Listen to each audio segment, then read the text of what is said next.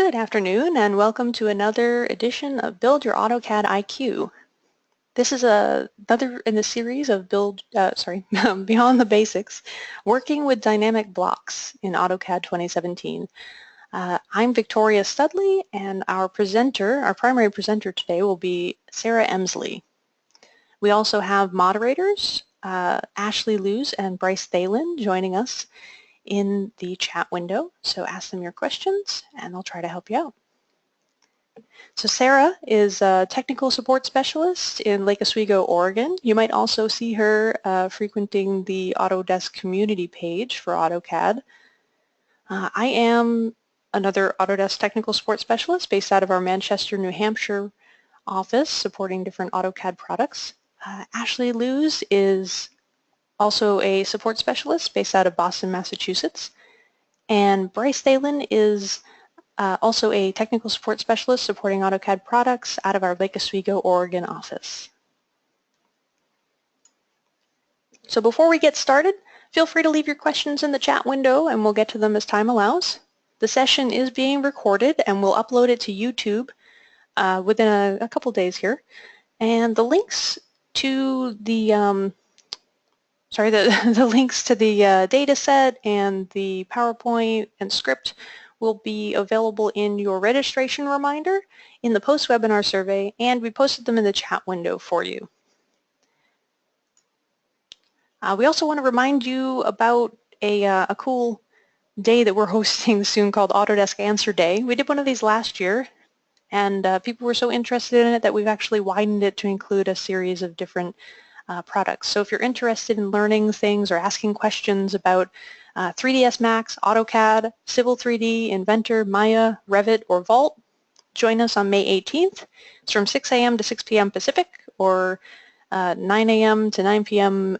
Eastern Time in the Autodesk community, and search for Answer Days and you'll be able to find that, or follow the link right here on the screen.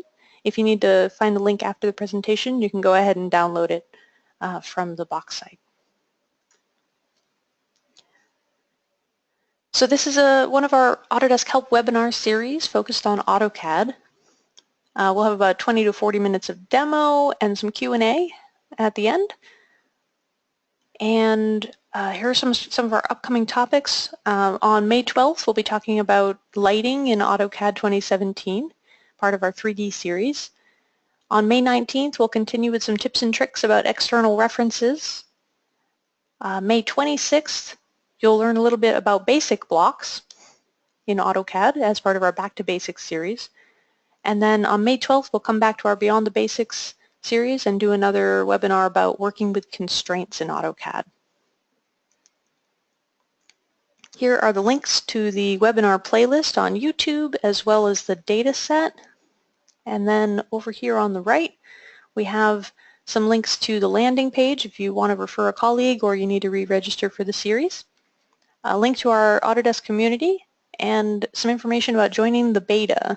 So if you're interested in having an influence on the upcoming versions of AutoCAD or AutoCAD LT, email those addresses right there and you can get involved. Here are some more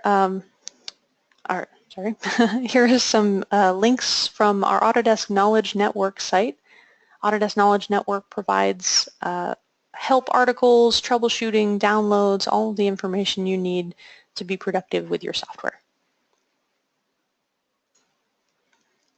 Okay, so let's get down to the topic for today. Today we'll be talking about dynamic blocks in AutoCAD. We'll go over the block editor. We'll talk about actions and parameters, and then if time allows, we might get into block properties tables and visibility states. If we don't have time for those, we have a collection that we're trying out. There's a link that either Bryce or Ashley will put in the chat window for everybody, and you can visit that link and we'll have a bunch of resources for more information about dynamic blocks, as well as some screencasts about certain features of dynamic blocks, and then we'll also post a link to the webinar there. So you have everything in one nice, neat place.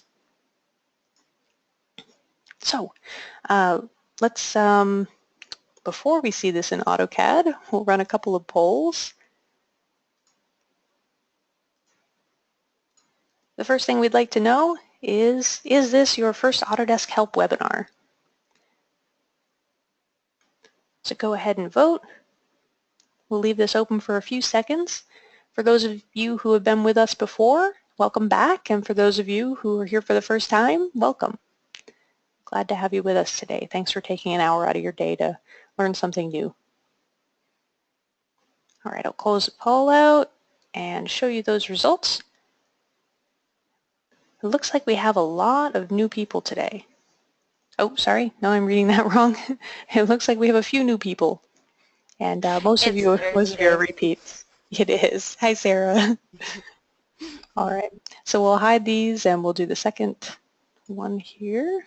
And we'd like to know, which AutoCAD-based application are you using in your day-to-day work? Are you in a full version of AutoCAD? Are you using AutoCAD LT? Are you in one of our vertical softwares like AutoCAD Architecture, MEP, Electrical, Mechanical, Plant? Are you using one of the Civil 3D or map softwares? Or are you using something completely different? All right, so I'll close that one out and show you the results. Looks like most of you are actually in the full version of AutoCAD, followed by AutoCAD LT, and then almost an even split between the other verticals. And the last question before we get into the topics today. Oh. Got it. Okay, we'd like to know, do you use dynamic blocks? So yes, all the time. Maybe you've dabbled in them a little bit and you've only used them occasionally. Maybe you've never touched them, but you're here because you want to learn how to use them. If you have no idea what a dynamic block is, you're in for some really interesting stuff today. Leave that open for a couple of extra seconds here, and I'll close it out and share the results with you. It looks like most of you have dabbled in them a little bit, but are interested in learning a little more. So hopefully we'll have some information that you can bring back to your day-to-day work to make you more productive in AutoCAD. Okay, so Sarah, do you want to show your screen real quick? Okay. I'll give it over to you. Oh. Okay. Where did I go? And yep, there we go. Okay, so once you get that up and running, I'll give us a quick introduction to dynamic blocks, and then you can start in on the demo. There we go. Okay, perfect. Yep, we see your screen here. Let me just hide my control panel for the GoToMeeting. Okay, are you able to see my AutoCAD, or is it just a clean screen? I can see your AutoCAD. That's perfect. Gotcha. Yep. Okay. I'll let you start with the intro. All right, so dynamic blocks in AutoCAD. Dynamic blocks are blocks that you can add different actions and parameters to, so that say instead of having 7 different types of blocks for 7 different types of chairs, you can have one type of chair in your drawing, one block, and then you can define different sizes, different orientations to rotate them. You can define different geometry, different visibility states so that they look a little bit different. Maybe they're a different size or different, slightly different shape. But you're still using the same block instance, so it makes them dynamic. So when you create dynamic blocks, you start by planning what you're going to put into your block content. You decide, maybe I do have 7 different types of chairs and I need to define the geometry for all of those different pieces. So what you'll do is you draw that geometry out, and then you'll add parameters to tell AutoCAD how far to move something, or how to scale something, or which items to turn on and off. And then you'll add actions so that you can manipulate the block to suit your needs as you're working in the drawing after you insert them. You can test the block right in the block editor to make sure that it's working the way you want it to work. You can define some custom properties. Maybe you have some different grips or labels different values that you want to populate in the block every time you insert it. Maybe you have a certain chair that that is your default chair, but then you use the other ones sporadically. You might want to have one of those as the default visibility state or default geometry that appears every time you insert that block. So you test the block and then you finish it. So today, Sarah is going to show us how to create a dynamic door block using I some of these am. features. I'm really Yep. excited to see this, Sarah, so I'm going to turn it over to you now. Okay, thank you. Welcome everyone. Thanks for joining us today. I'm actually going to show you my finished dynamic block first to get everyone excited. I went ahead and nicknamed my block LaFons. I hope we're okay with that. As you can tell, it's resized kind of crazy here. And I have different impact areas that I set up with parameters and I set dimensions. So I'm going to go ahead and set my door down to a 3 by 8. And then I have another bit here where I can flip my door into the room. Let's actually move this down here. And then I have another impact zone where I can flip my door swing to look like that. So that's my dynamic block. And then I also can show you my 3 different set dimensions that I have for my door. So I wanted to show you the end product first. And then let's go ahead and move that out of the way so we can put in our new block that we are going to make. So I might run through this a little quickly. We're going to set up our geometry first. And if I am running through it too quickly, I did make a screencast, and then we will have a script. So in my script, I have step-by-step of what I'm doing here. So I'm going to go ahead and make my door jambs. And let me select my point. I'm going to go ahead and make my door jamb 1. Let's zoom into that. And I want to copy that. I'm going to go ahead and put my ortho on as well. Pick it there. I'm going to give it 3 feet away. And then I need actually one more door jamb for my door panel. So let's go ahead and butt up my door panel right up against my door jamb. Oops.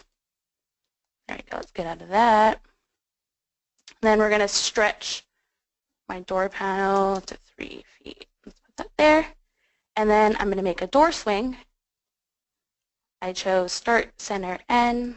I'm selecting door jamb 1, then my door jamb 2 where it meets my door panel, and I'm going to end it at the top. Okay, and let's go ahead and make a wipeout. So when we place our door on our wall, it will block out any line types or geometry that we're placing our door at. So let's go ahead and place our wipeout here. Whoops. Rookie error I made there. Let's do that one more time. And let's hit enter. There we go. I'm going to go ahead and select my wipeout. I'm just going to give it a different color. Set it to blue, and then I'm going to draw order. I'm going to send that to the back. Okay, so I have my geometry set. Now I'm going to go ahead and type in B for block. I'm going to name my block. I'm just going to name it door. Let's just say door underscore test. And then want to specify our base point on the screen. We want to make sure that we check open in block editor. And then let's go ahead and select our geometry that we just made. Okay. And then we're going to say OK. And it should prompt me to ask for, yep, specify base point. So let's go ahead and select that hinge there. Okay, and now we're in the block editor. So you're going to get your block authoring palette. I'm just going to dock my palette there, and then I need to pull up my properties palette. I'm going to dock that there. And you can change this however you want. I'm just going to leave it like this because it works for this demoing purposes. And we're going to add some parameters. So we're going to start with a linear parameter. And with this parameter, I want to stretch my wipeout and my door jamb right here. So I'm going to go ahead and select my base point where my hinge is. I'm going to select my door jamb. I'll just drag that parameter there. We can go ahead and change the default name, and I'm going to name mine for this parameter door width.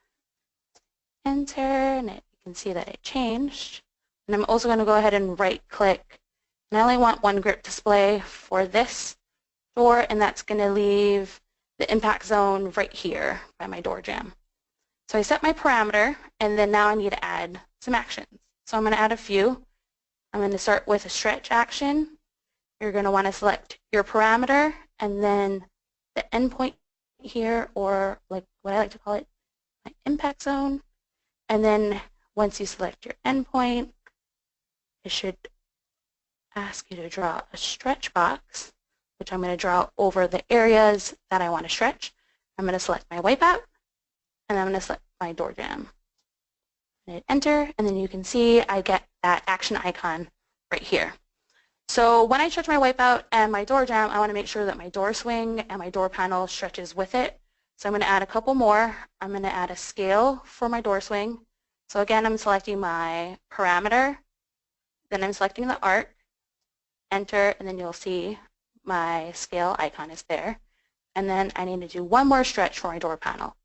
So I'm going to go ahead and select my parameter, endpoint here, draw my stretch box, and then select my door panel. Hit enter, and then here we go. So if you hover over it, it gives you stretch or stretch one. You can rename this as well, so I'm just going to go ahead to further customize it and just name it stretch dash panel, and then I'll just do stretch DW for door width. All right. So now let's see how it looks in test block so far. Okay, so I'm going to select my block if LaFons wants to work with me. And okay, so you can tell obviously this looks crazy. And we need to go in and fix this and clean this up to make it look so that our door panel moves with our stretch. So let's get out of here, close our test block, and then we are going to go ahead and select our action stretch for our door panel. Come over to our properties box, our dialog box, and we are going to go to angle offset. And depending on what units you're drawing in, this is going to vary. But for me, 90 angle offset is going to work. Let's test it to see.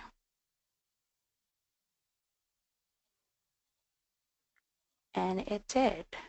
So we're in business right now. We're good. So let's go ahead and close out of our test block. And now let's set some predetermined dimensions like how I showed you with my end product for my block. And this can be based off your company standards. I just made my own company standards according to Sarah. And I'm going to go ahead and show you how to make those dimensions. You're going to select your parameter, and we are going to come to our properties dialog box. We're going to go under value set, and then within distance type, we're going to select list, and then in distance value list, we're going to select this icon right here that ellipses. And then here you can add your preset dimensions based on your company standards, or like what I'm doing based on how I feel right now. So I'm going to set in a couple. Let's add just one more. And then if you think that you want to delete a couple later on, you can just come back in here and delete them however you want to add or delete. So I'm going to go ahead and say OK. And so you can see that that took effect by these light blue tick marks here. So those are preset dimensions that I have for my door width. So let's go ahead and test it to show you. Make sure that I applied it. Select my block. Then you can see it gives me my 3866 or 30 or 36. So far, so good. Let's close out of our test block. And then hope everyone's still with me. We're going to add some flips. So we're going to want to add a flip to either have our door flip to the right or flip to the left and have it flip into the room and out of the room. So what we want to do first is set up a parameter for our flip. So I'm going to go to our parameter, select flip, and then my first flip, I'm going to have it either have my door swing to the right or to the left. And so I need to get a midpoint between my hinge where I put my base point and my door jamb. So if you can't eyeball it, luckily I have this plus mark here, that could be my midpoint. But if you want to be sure, you just hold down Shift on your keyboard and then right click on your mouse, select midpoint. So when I hover right there, you'll see that green triangle. That'll give me my midpoint. I'm going to select outside of the door, and then I'm going to put my text down here for my flip parameter. And then I'm going to change that default name so that I don't get confused to flip door right / left. All right, so now that we set up our parameter, we need to add an action. So we're going to come back over to our palette here and select our flip action. And I'm going to select my new parameter that I just made. So I'm going to select my flip door parameter. And then I just want my door panel and I want my door swing to be a part of this flip action. I'm going to hit enter.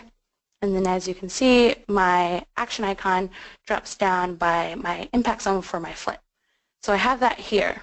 And now that I have my door panel and my door swing flipping either right or left, I want to associate what I did previously to this flip icon. So what I'm going to do now is that I'm going to go ahead and select my flip icon. I am going to right click, go to Action Selection Set, and then we're going to do New Selection Set.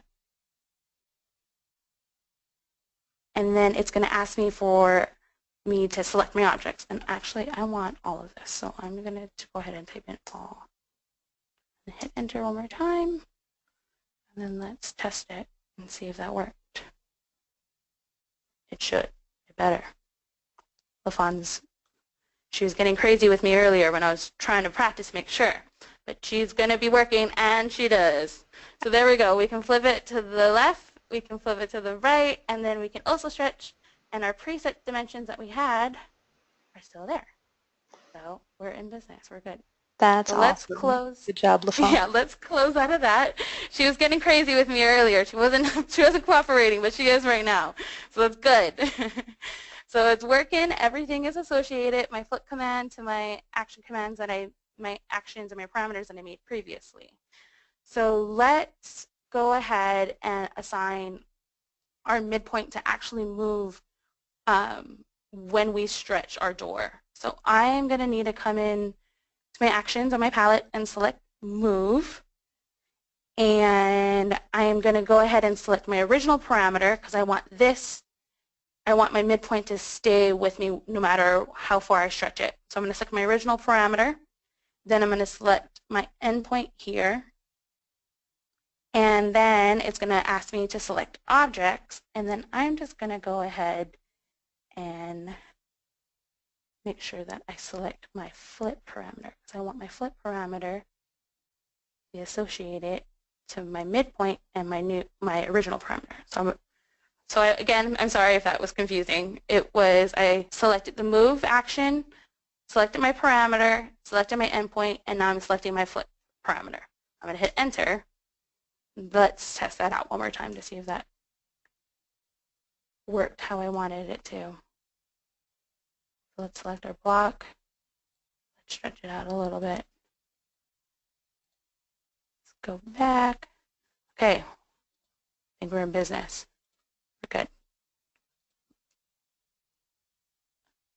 Actually, we are not. That did not look. Let me look at it one more time.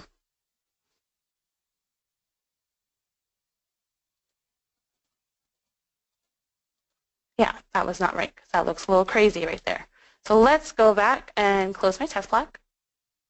Let's select our move icon, and we actually need to add a distance multiplier, and that's at a 1.1.0, but I want it at a 0.5. So I'm going to hit enter, and then let's test that one more time. Okay, let's select our block. That looks so much better. That's what we want. Okay, good.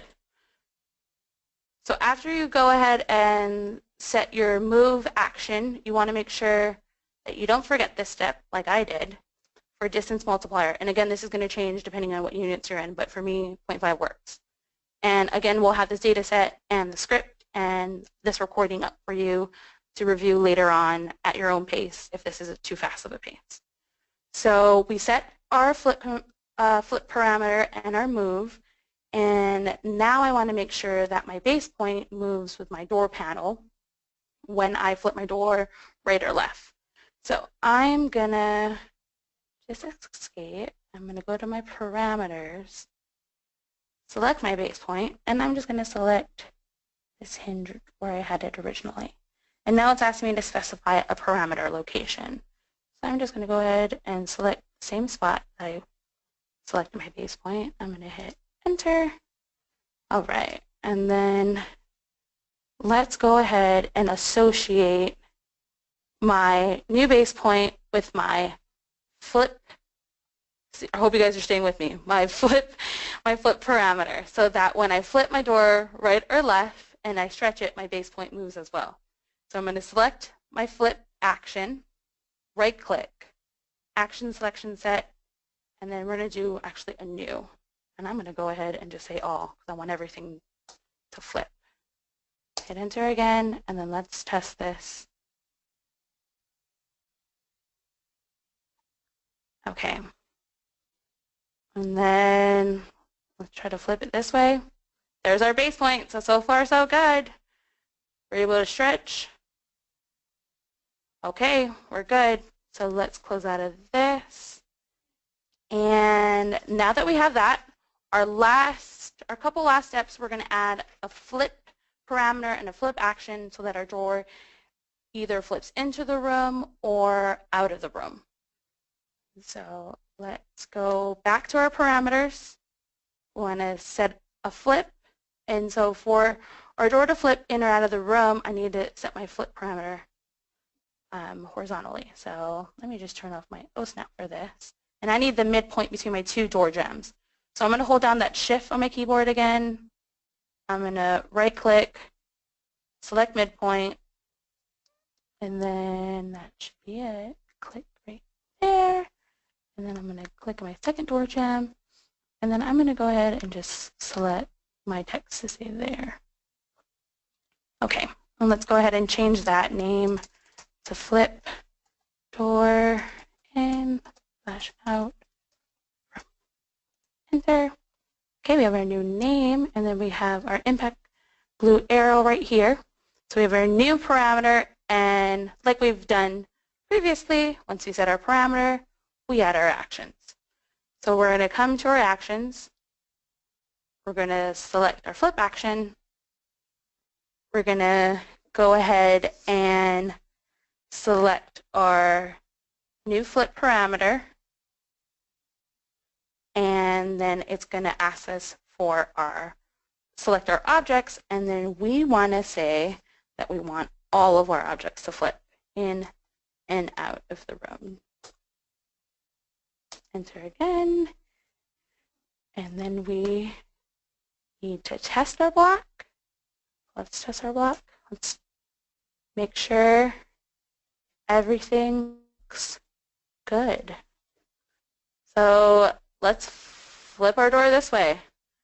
Let's see if we can resize it to 3/8. Okay, our base point moved. Let's flip the door inwards, and our base point moved again. Let's see if we can stretch our door a little bit further to our other set dimension. All right, and then let's just make a full circle out of this and stretch it back down to 3/0, and then flip into the room And there we go, our dynamic door block. So let's get out of the test. And then let's go out and close our block editor. Let's save our changes. Let's see this bad boy in action. So we're going to go ahead, we're going to flip our door into the room. Let's move it down. Turn my O-snap back on. Maybe my ortho off, give me some free space to roam. I'm going to select it there. And then just to demo and make my door look crazy, I'm going to go ahead and select it at 6.6. So there we go. There's your dynamic door. And I think this would be extremely beneficial for those of you who are working on a ton of different drawings and you have set blocks that you need to apply to different projects, and you can take this with you and pass it on to your colleagues or clients, and I think it would save you a good amount of time, especially having that preset. Blocks are awesome, but I think dynamic blocks just take it up a notch. And I hope you enjoyed the demo, and again, if I went too fast, the script will be made available along with, I made a separate screencast for you guys. So thank you for sticking with me. I hope that wasn't too much. That was great, Sarah. Thanks. Yay. Before you turn it over to me, one thing that I noticed that you really did that I want to highlight is that as you added parameters and actions, the block started to get really complicated, and you made sure to name all of those parameters. And that can be so important because these get complicated very quickly, and if somebody else goes to modify your block, having those things labeled saves you a lot of time. So flip door in and out, like describe exactly what that parameter does. That's really important if you're sharing these blocks with other people. And then sometimes with work too, you go so fast you forget, you forget what's going on. It's like, okay, wait, I think this one is meant to do this. Yeah. So yeah, exactly. So we do have a couple of, we have a lot of industry pros. You guys are definitely the industry pros when it comes to AutoCAD. There were a couple of comments about where the door swing and where the door leaf are located, and so you can change these to suit your needs. I know that sometimes we draw a little bit inaccurately, but it's you get the basic idea. We're just showing you the principles here. So I just wanted to address that. We had a couple of questions about where the door jamb should be and all that. So. Oh yes. I'm still a learning, growing child of AutoCAD. So please, any criticism, good or bad, I'll take it as constructive. So it's very much welcome. I just want to show you the cool perks of it. Yeah, you guys can take this block afterwards and make the modifications and use it if you want. You can just take this one and recycle it if you feel like it. We'll provide it to you, and you can tweak it to your own needs. You can amp it up to this awesome block, and please share it back with me because I'd love to learn a couple new tricks too. Yeah. And then I do see one about, I know we didn't prepare for this, but you can change the angles of the doors. We just didn't have time to prepare that for this particular presentation. But maybe we can create a screencast about how to do that afterwards and share that out with you guys. Check that collections page. That's the link is in the chat window there, as we'll add to that after the presentation to show you a couple of tips and tricks. Yeah, that'd be awesome. I'd be happy to do that for everyone. Yeah, that would be super cool. All right, I will take over the presentation from here. Let me see if I can transfer it to me. I'm going to share my screen. Oh, where's my AutoCAD? Just let me know when you can see. I can see yours, Victoria. I can see your screen. Excellent. All right, and is AutoCAD full size? Yep. Excellent. All right. Okay. So for the next portion here, I'm going to demonstrate a couple of other features within the dynamic block editor. Dynamic blocks are they're so complicated, and there's so many cool things that you can do with them that we really can only focus on a few things at a time in a given hour. So the two things that I want to touch on right now are we're going to start with a block properties table, and then just quickly demonstrate what you can do with visibility states. So to start here, I have what looks like a general office layout. And so we have some offices of different sizes, but they have some pretty standard furniture in them, and those furniture pieces are drawn over and over again. But if you have, let's say you do hotel work or condos or things with repetitive plans, you might not want to draw that over and over again because that plan might change, and maybe, you know, 6000 and 6001 are the exact same layout, they're just mirrored.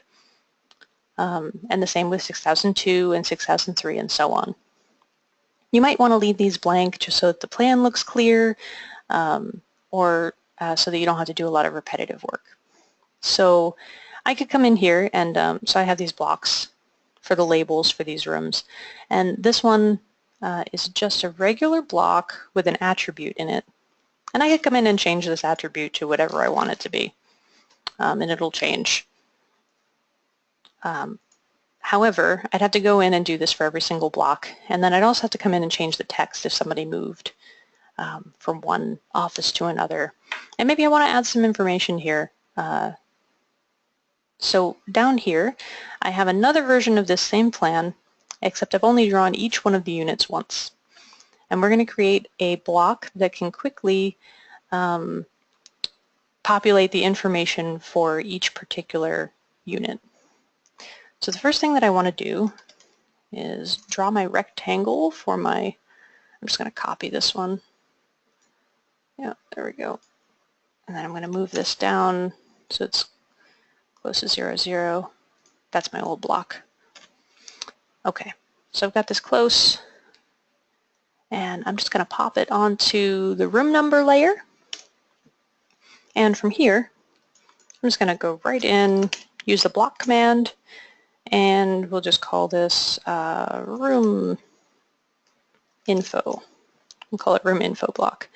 I'm going to pick my base point, and then open in block editor is checked, and this will open the block editor for me.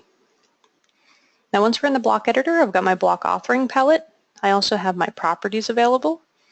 I don't remember if Sarah covered this, but if you don't have anything selected and you go into properties, you can change some of these block properties. So right in here, the units, whether or not you allow exploding, whether it scales uniformly, whether it's annotative. So you come in here and familiarize yourself with some of these different properties of the entire block because they are useful tools. So onto our block properties table though. So from here, what I'm going to do is add a couple of attribute definitions. The first one I'm going to add is we'll just call this unit number. Oh, there we go, unit number. And our default will be, I'm going to make it X. That way I know that if I see a block that I've inserted by default and it has X's, then I haven't filled out the information for that. I haven't chosen which unit this is yet. I'm going to make this 8 inches. And standard text style, my justification I want to be middle center, so I'm going to change that. And I want to lock the position of this attribute. And then from here I can come in and find the center, let's find the intersection of those two midpoints, and now I have my unit number. I'll put it onto, normally I would put these onto layers, but I just want to get the information out there for you. So you could come in and put these on the right layers later if you want to. For now, I'm just going to open up another attribute definition, and we'll say employee name, and we want to be prompted with the word employee, and then our default, again, is going to be a series of X's. Left justification is fine. I'm going to make this a little bit smaller. Let's make this one 4. And then I want to unlock the position of this one because maybe I want to move the name around independently of the rest of the block. So I'll just pop that up there. Let's make another one. And for this one, what was I going to do? Orientation. So the orientation, I want to define as either per plan or reverse. You might see reverse, you might see mirror. This will come in handy with those mirrored plans later. So I'll leave this as left justification. I want to make this 6 inches. I'm going to lock the position of this one too, because I want it to be lined up directly underneath this one. Okay. And then from here, oh, that didn't take, there we go. Nope. That one doesn't like me. All right, I'm going to go in and do it again. Sorry about that awkward moment. We're a little familiar with those around here. Oh, I know what happened. I didn't set a default. Oh no, I did set a default. I said per plan. All right, let's see what happens if I put this one in now.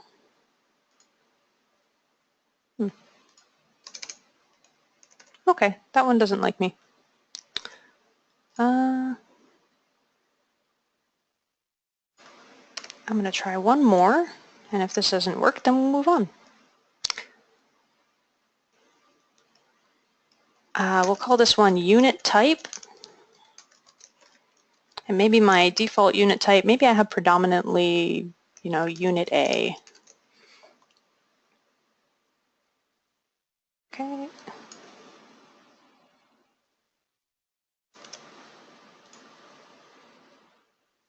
And we'll leave this one here.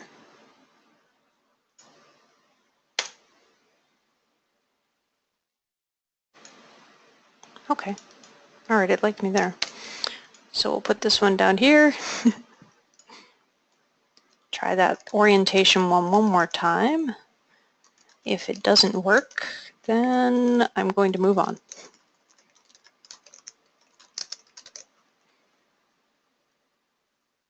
Okay.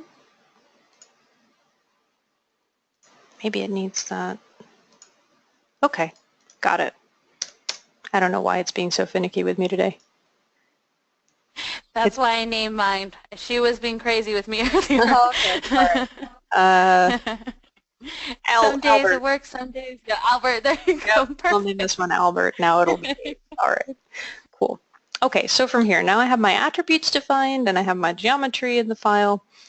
What I'm going to do from here is, okay, so over here we have on the actions palette the block properties table. And if I click block properties, it's going to prompt me to place the location of this block properties table, and I'm going to place it off to the left-hand side. I wonder if it's my mouse.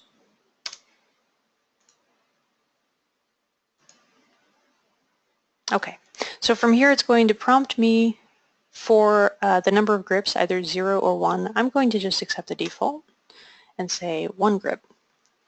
So from here, we can populate this table with all of these attributes and make a quick little drop-down list so that we know if we have a certain unit number that all of the other information should be populated based on this table. So I'll click on the function icon to add those properties. I'm going to shift and click on all of them and click OK, and you'll notice that now they appear in the table. And now all we have to do is fill it out. So let's say 6,000, 6,001, 6,002, 6,003, 6,004, all the way down to 6,007. Oh. And then I can fill in, who do we have? We have Sarah, we have Ashley, we have Bryce, we have me, Volker, and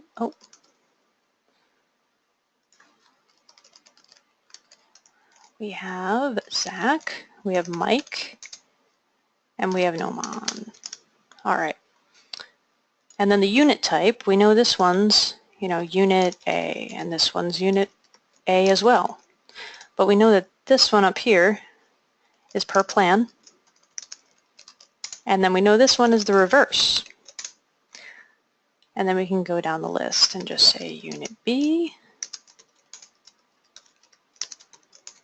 unit C, and unit D. filling this out is probably the most time-consuming part of making this block, but it's really not that bad. You can actually, if you have repetitive data, use your Control-C, Control-V to copy-paste, and it goes pretty quickly from there, as long as you select the right cell. There we go. Got it. Okay, so now I'm going to click OK. I've got my block properties table filled out. If I need to come back into the block properties table for some reason, just double-click on it, and you can modify the data. You can also lock it so that the properties that you select have to match a row in the table. I tend to leave this one unchecked because sometimes you maybe just want to override it really quickly. Maybe you have somebody, or maybe you have a piece of information that just needs to be in this one unit and it happens to defy the table. That can be useful. But feel free to lock it down too if you really need to. So now that we've got this defined, I'm going to, we have time for this, okay. I'm just going to put these on the right layers. It's driving me crazy. I'll put this on the employee layer. I'll put this on the room number. And then this one we'll also put on room number. Okay, so from here, if you ever do lose the ribbon, the block editor ribbon, all of your other tools in AutoCAD are available within the block editor, but then the block editor contextual ribbon appears up on the right and it's highlighted. So just look at the top, look to your top right, and you'll see that contextual ribbon to get back to the block editor tools themselves. Okay, so from here, I just want to test my block, and I'll select it, and we see my block lookup table here, and if I click on 6000, you'll see all of this information populate. I don't know if you can see that, it's highlighted funny against the gray. I'll do one more, and then we'll insert it in the file and see how it works. So I like it, it's populating correctly. I'm going to close the test block. What? Oh, there we go. And then close the block editor. I'm going to save the changes to my room info block. And then from here, you'll notice this hasn't updated, but when I insert a new room info block, I'm not going to explode it. I'm going to specify the insertion point on the screen. I'm going to insert it over here, like so. And then it's going to prompt me for some information, but I'm going to leave it blank for now. I'm just going to accept the defaults and then copy this around. We'll copy this one up to here. And then we'll grab these two and we'll copy them over to here and there. And then from here, I'm going to, I'll zoom in so you guys can see this really clearly. Select 6,000. This one up here I know is number 6001. And you'll notice that 6,000 and 6001 are the same unit, but this one's reversed. So we know that it's a mirrored plan of this one. We don't even have to draw any of the information in there. And then over here, so I'm not crazy about Sarah's name here overlapping the wall. I can move this attribute independently. So maybe I want it to appear up here. Maybe I can pull Ashley's in over here. And the same thing goes for all of these. You can just populate them really quickly, 6002, and then 3, and 4, and so on. So I'll just finish these out, and I will save this file so that you guys can have it and play around with it. You can change your text styles. You can make it fit your company standards if you want. But there they are. Cool stuff. I think that's awesome. Yeah, I like that one. That was kind of a fun one. The last thing I have, I see we have about 10 minutes. I can do this one really quickly. So another good use of dynamic blocks is for title blocks. I see people do this differently all the time. You can find all sorts of cool uses for dynamic blocks in your title blocks, from resizing it so that it's from 8.5 by 11 to 11 by 17 to C size to D size. You can use the same title block for all of this if you do it right in the block editor. One of the things that I want to illustrate here is that, see, I've used the same theory here with the block lookup table, or sorry, the block properties table. and you can just select the project title and it populates all of the designer and check by information. Okay. So one of the things I want to show you is sometimes you'll do construction sets and you want to make sure that you're marking those sets with a not for construction piece of text that plots across it so that when you send it out, it appears on all of your sheets. So you might want to incorporate that into your title block, but maybe you don't want it to appear on all of your pages, or maybe you don't want it to appear all the time. So I'm going to take this one, I've right-clicked on it, I'm going to open up the block editor, and from here, I'm going to add some text, so just the regular mtext command, and define my area, and then I'm going to type in not for construction. And I'm going to make this huge. So I'll come up here. Maybe we want this to be 6 inches. Maybe that's a little too big. got a little overzealous there. Let's try 3. 2, 1. 1 might be good. Yeah, there we go. Okay, so that looks good. I'm just going to open this up. And I'm going to rotate it so that it comes all the way across here. And then what I want to do is add a visibility state. Now, visibility states allow you to pick different objects that appear depending on which state you have selected. There's a 0 visibility state by default, but as soon as you add a visibility parameter, so on my block authoring palettes, it's under the parameters tab. You can click on visibility, and let's say I just want to put it over here on the right-hand side. Now I have this visibility parameter here. Instead of adding an action, what this does is as soon as the parameter is added, it, I don't know if you noticed, here I'll delete this again. The visibility states, the visibility panel is grayed out until you add that parameter. So I'll add the parameter in again, and there it is. So now this becomes available. I can click on the visibility states manager, and it opens up this dialog box and allows you to add new visibility states. So what I'm going to do is click New. Visibility states 1 is fine. Maybe you want to name it not for construction. Construction.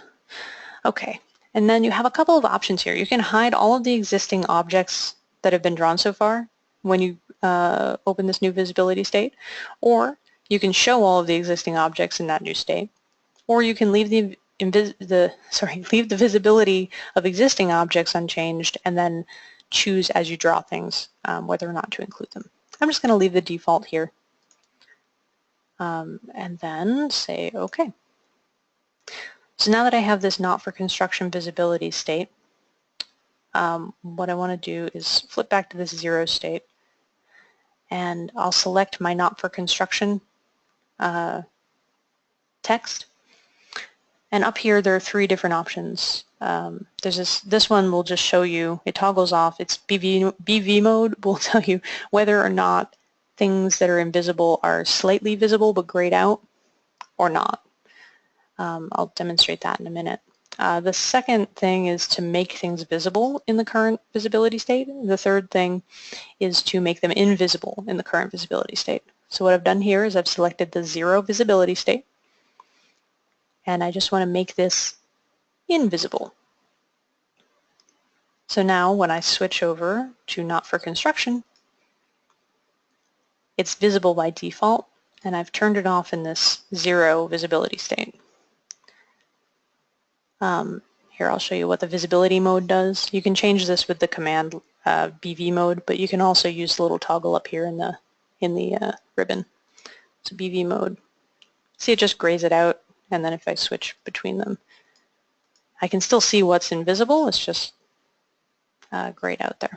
So I'm going to close the block editor, show you how this works, and then we'll wrap up. So if I click this, there's my visibility state here. So it shows up there. I can click on it, and I see my two visibility states in the drop-down. I select Not for Construction, and there's my text. And then I can easily select it and go back to the 0 visibility state, and it disappears. So I will save this out, and let's go back here. Oh,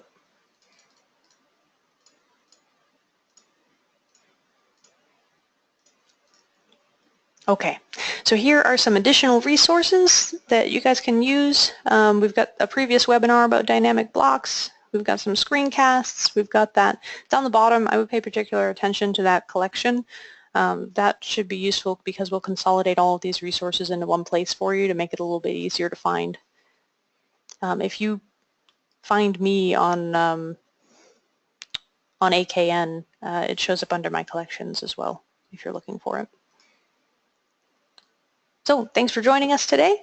If you have more questions or feedback after the webinar, you can feel free to post them in the community for us, or you can email us directly at autodesk.help.webinars@autodesk.com. Make sure that you put Build Your AutoCAD IQ subject in the subject line, because there are other webinar series, and it's good to know which series you're asking your question about or providing feedback for. Thank you, guys. All right, do we have time for Q&A? I think we have 4 minutes left. If Okay. you want to try to answer any, let me. Do we have any good, quick questions in the chat window?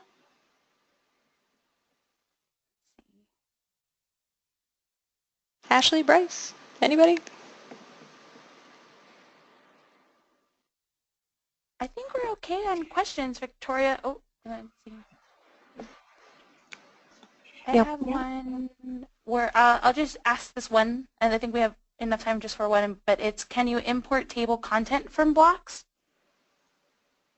Oh, as in, actually, yeah, that's a cool thing to show. If I understand the question correctly, you can extract data from these. If you type in the data extraction command. So this will be a good thing to show. This is really useful. So we're just going to create a new extraction, and I'll save it to my desktop and just say test. And I just want to get through to where we're going. Let me just select the objects. We'll just select 2 of these blocks for an example. And then I'll go to next. Now these all show up in a table here. You can choose which information to keep and which information not to keep. All of the attributes should show up. And then you can decide what you do and don't want. I just want the attributes. And then we'll click next. And next, and then this is what I want to show you here. You can insert a data extraction table into the drawing. You can output it to Excel too if you want to, but I find this one particularly useful. You can set it to your own table style, add headers and all that, and then once you finish, it'll prompt you to insert your table. And then you have a nice, neat table. Cool. That's awesome. If I named my dynamic block a little more logically, then it might show up as like, you know, unit tags or something. You can hide different cells and stuff. Like if I don't want these polylines in there, I can get rid of those. But it'll show you all of the, it'll quickly create a nice little table for you with all of that block data in it. Okay, perfect. I think we hit the mark at 11:59 to give back everyone some time. 30 seconds. Yeah, that sounds good. Let's wrap it up here. If you guys have more questions afterwards, feel free to reach out to us, and we'll do our best to get back to you. Thanks for joining us again, and hopefully we'll see you next week.